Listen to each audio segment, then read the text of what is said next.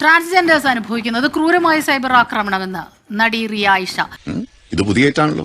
നാടും വീടും ഉപേക്ഷിച്ച് ജീവിക്കേണ്ട ഗതികേടിലാണ് ട്രാൻസ്ജെൻഡേഴ്സ് എന്നും നിയമങ്ങൾ ശക്തമല്ലാത്തതിനാലാണ് ഇത്തരം ആക്രമണങ്ങൾ തുടരുന്നതെന്നും റിയ പറയുന്നു. ഞങ്ങൾക്ക് കടിച്ചാ പൊട്ടാത്ത ശക്തമായ ചില തീരുമാനങ്ങൾ എടുക്കാനുണ്ട്. പിറന്ന മണ്ണിൽ ജീവിക്കാൻ കഴിയാത്ത അവസ്ഥ, ബന്ധുക്കളുടെയും നാട്ടുകാരുടെയും പരിഹാസവാക്കുകൾ, ചെറിയൊരു ഉൾഭയം. അവർ വീടും നാടും ഒക്കെ ഉപേക്ഷിച്ച് വന്ന് അവരെന്തെങ്കിലും പബ്ലിക്കിലേക്ക് ഇറങ്ങി എന്തെങ്കിലും പ്രവർത്തിക്കാൻ വേണ്ടി ചെയ്യുമ്പോഴത്തേക്കും കാണാം അതിനെ എതിർത്തുകൊണ്ട് ഒരുപാട് ആൾക്കാർ.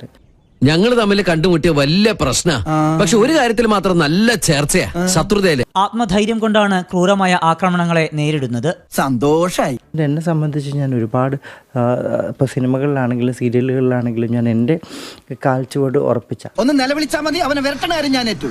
പുറത്തേക്ക് ഇറങ്ങേണ്ട ഒരു അവസ്ഥ അല്ലെങ്കിൽ ഇങ്ങനത്തെ ഒരു സാഹചര്യത്തിലേക്ക് എന്താണെന്നുള്ളത് മനസ്സിലാക്കാൻ പോലും ജനങ്ങൾ തയ്യാറല്ല എന്നുള്ളതാണ്. സത്യമായിട്ടൊരു അബദ്ധം പറ്റിയത് കേസാക്കരുത്. ട്രാൻസ്ജെൻഡേഴ്സ് ആരെങ്കിലും തെറ്റു ചെയ്താൽ സമൂഹം എല്ലാവരെയും കുറ്റപ്പെടുത്തുകയാണ്. നിസ്സഹായരായ ട്രാൻസ്ജെൻഡേഴ്സിന് നിയമസഹായം ലഭിക്കുന്നതും പരിമിതമാണ്. പ്ലീസ് ഇങ്ങനെ ചൂടാവാതെ. നിയമം കർശനമാക്കണമെന്നും ട്രാൻസ്ജെൻഡേഴ്സ് ആവശ്യപ്പെടുന്നു.